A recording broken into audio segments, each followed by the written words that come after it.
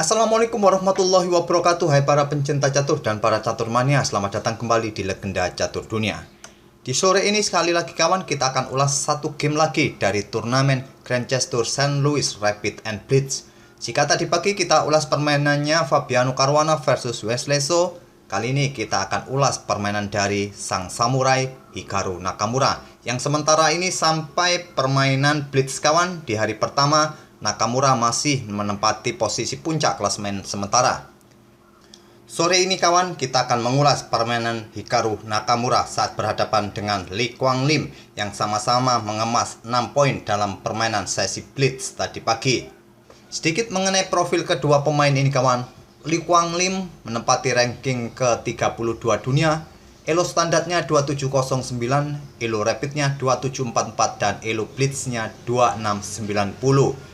Dan Lee Kwang Lim ini kawan pernah menjadi juara dunia Blitz tahun 2013. Kejuaraan itu diselenggarakan di Rusia kawan. Runner up-nya adalah Alexander Grischuk.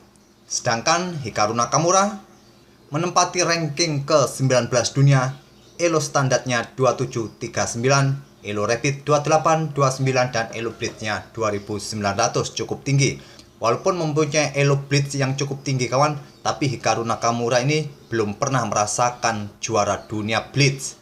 Hanya pernah 2 kali menempati posisi ketiga dan 1 kali menjadi runner up saat mengikuti kejuaraan dunia tahun 2019 yang saat itu juaranya adalah Magnus Carlsen.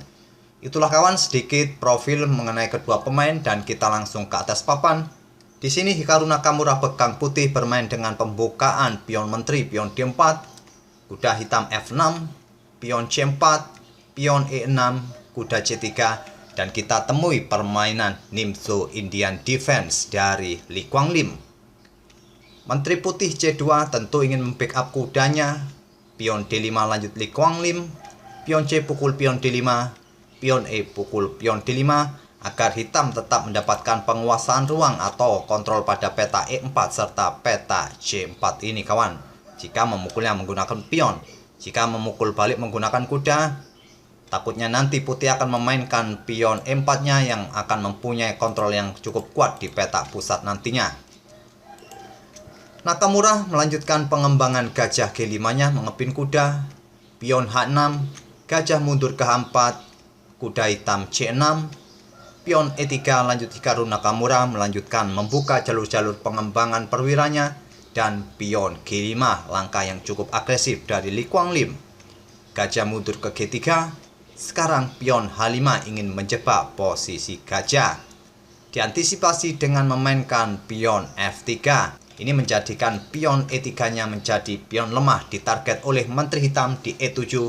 Dan Nakamura tidak berusaha membackup-nya dengan gajah di peta F2 ini kawan, karena kuda hitam bisa pukul pion yang ada di peta D4. Nakamura membackup pionnya dengan raja ke peta D2, selanjutnya pion H4. Dan gajah pun mundur ke F2, sekarang pion A6, lanjut Lee Kwang Lim untuk mengontrol peta B5 agar gajah tidak menempati peta ini untuk mengepin kudanya. Nakamura melanjutkan dengan pion H3, gajah hitam berkembang ke E6, mungkin persiapan untuk rokade panjang kawan.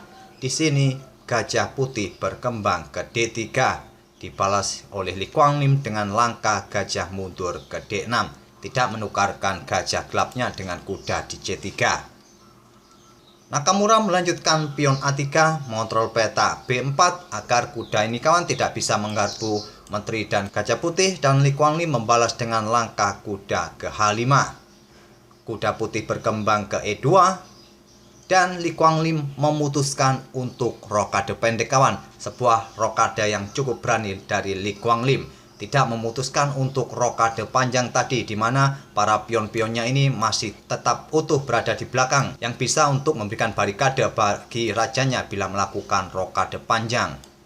Dan di sini Nakamura menggeser beteng A ke E1. Persiapan mungkin raja nanti akan bergeser ke sayap menteri kawan, dan dibalas dengan langkah pion F5.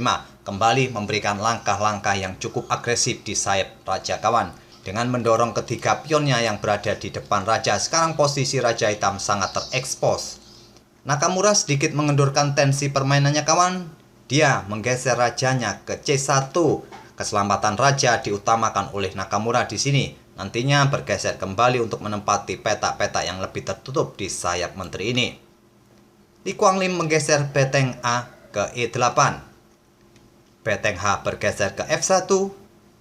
Menteri hitam bergeser ke G7, memberikan dukungan bagi pionnya kawan. Mungkin nanti bersiap untuk bertarung di petak G4 nanti.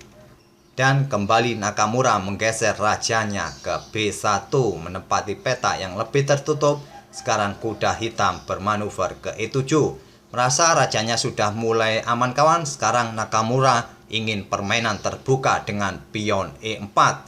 Tantangan diterima oleh Lee Kuan Lim. Pion F pukul pion E4, dipukul balik oleh pion F, dipukul balik oleh pion D, dipukul balik oleh kuda, memberikan tekanan bagi gajah gelap hitam. Di sini hitam atau Lee Kuan Lim memainkan kudanya ke D5. Dibalas Nakamura dengan langkah kuda ke C3, menawarkan pertukaran kuda. Tawaran diterima oleh Lee Kuan Lim. Kuda pukul kuda skak, dipukul balik menggunakan kuda. Selain untuk membuka akses bagi beteng untuk mengontrol lajur yang sudah terbuka ini, mungkin juga persiapan pion untuk didorong maju ke depan untuk mengancam gajah atau membatasi ruang gerak gajah hitam ini. Nantinya akan tersedia petak kosong di petak D4 yang nanti jika memungkinkan gajah ini akan menempati petak D4 nantinya. Lee Kuan Lim melanjutkan langkahnya dengan kuda ke F4, memberikan garbuan bagi gajah serta pion G2 ini. Di sini Nakamura memainkan pion D5. Lee Kuan Lim pukul gajah terang D3.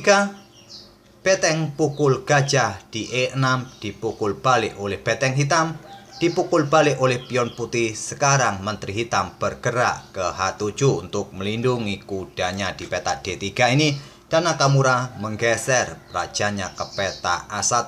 Ini untuk menghindari langkah pertukaran menteri yang mungkin nanti akan dilakukan oleh Lee Kuan Lim. Tapi dengan menggeser rajanya ke petak A1 ini kawan, akan memberikan kesempatan bagi hitam untuk pukul gajah yang ada di petak F2 ini. Tapi langkah kuda pukul gajah di petak F2 tidak dilakukan oleh Lee Kuan Lim. Pada posisi ini, Lee Kuan Lim memainkan menterinya ke F5. Langkah ini adalah langkah yang kurang akurat kawan. Niatnya untuk memberikan pressure lebih bagi gajah ataupun pion yang ada di peta E6. Padahal langkah kuda pukul gajah ini lebih baik dilakukan oleh hitam. Jika dipukul balik oleh beteng putih, menteri hitam bisa pukul menteri putih terlebih dahulu. Dipukul balik oleh beteng putih dan hitam mempunyai kesempatan untuk melakukan skak di peta A1. Setelah raja bergeser, beteng bisa bergeser untuk mengincar pion yang ada di peta E6.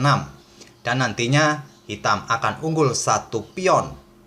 Atau pada posisi ini beteng mencoba membackup atau menantang pertukaran beteng di sini kawan. Bisa saja hitam tetap pukul beteng ini. Jika dipukul balik, maka permainan endgame seperti ini peluang hitam lebih besar untuk memenangkan permainan. Tapi sekali lagi kawan, ini adalah permainan blitz. Jadi sangat lumrah kawan dalam permainan blitz, kedua pemain tidak terlalu dalam untuk menghitung atau mengkalkulasi variasi-variasi langkah terbaik. Lee Kuan Lim bermain dengan menteri ke F5, sekarang menteri putih ke B3. Tetap membiarkan kuda pukul gajah ini. Jika kuda hitam pukul gajah ini kawan, maka putih mempunyai kesempatan untuk melakukan discover check. Dan putih akan mendapatkan kemenangan dengan variasi ini. Jika ditutup oleh beteng, pion bisa promosi skak. Jadi pada posisi ini Lee Kuan Lim tidak tergoda pukul gajah yang ada di peta F2 ini. Dia mengantisipasi ancaman pion maju untuk discover check ini kawan dengan menggeser betengnya ke E8. Lagi-lagi langkah ini adalah langkah yang kurang akurat. Jadi langkah terbaik adalah langkah kuda melangkah ke peta C5 untuk memberikan ancaman bagi menteri putih ini. Juga memberikan ancaman bagi pion yang ada di peta E6. Jika pion dipaksa maju kawan untuk ke peta E7 discover check, maka kuda bisa pukul menteri dengan tempo skak. Dan pion putih pun tak ada kesempatan lagi untuk bisa promosi atau pukul beteng nantinya. Lagi-lagi Lee Kuan Lim memainkan betengnya atau langkah yang kurang akurat dengan beteng ke E8. Nakamura mendorong pionnya open skak. Raja ke H7. kuda ke E4. Nakamura membuat langkah pengorbanan taktik defleksi kawan. Jika menteri pukul kuda ini, selanjutnya menteri putih akan ke E7 skak. Putih akan membuka jalur bagi betengnya untuk ikut menyerang nantinya. Dan hitam pun akan mendapatkan masalah besar nantinya. Saya tidak akan melanjutkan variasi ini terlalu panjang kawan. Silakan otak-atik sendiri. Yang pasti dengan variasi ini putih akan lebih cepat menang. Pengorbanan kuda pun tidak diterima oleh Lee Kwang Lim. Dia pukul pion yang ada di peta E7 dengan beteng. Nakamura pukul pion di G5 skak, kembali menawarkan kudanya kawan.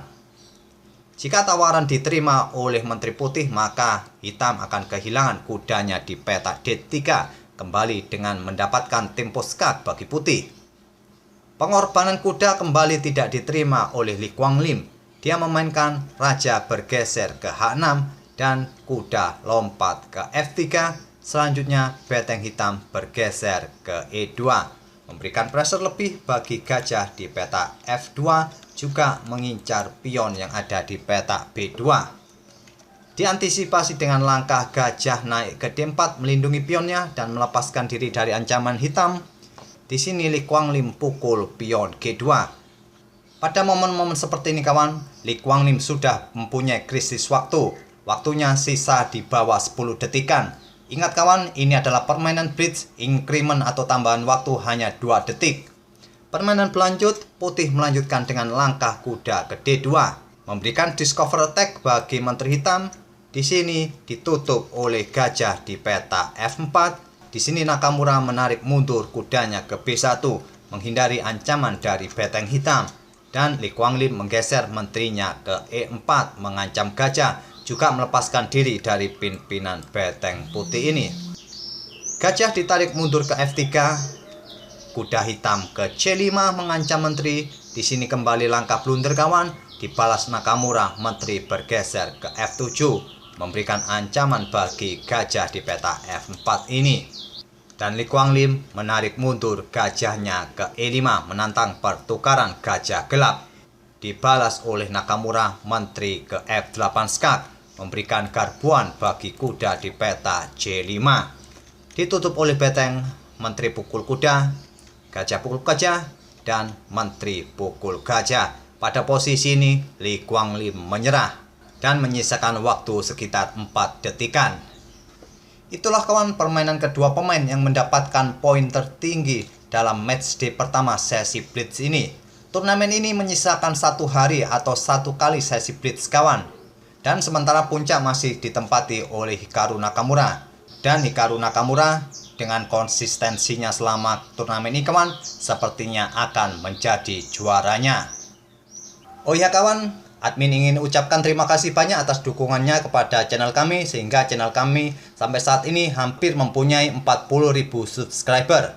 Oleh karena itu, mungkin di beberapa hari mendatang kami akan adakan giveaway seperti edisi sebelumnya untuk membagikan beberapa kaos catur. Jadi tunggu saja kesempatan itu kawan, mungkin kawan-kawan ada yang beruntung mendapatkan kaosnya nanti. Sekali lagi saya ucapkan terima kasih, kita akan bertemu di video-video berikutnya. Terima kasih, wassalamualaikum warahmatullahi wabarakatuh.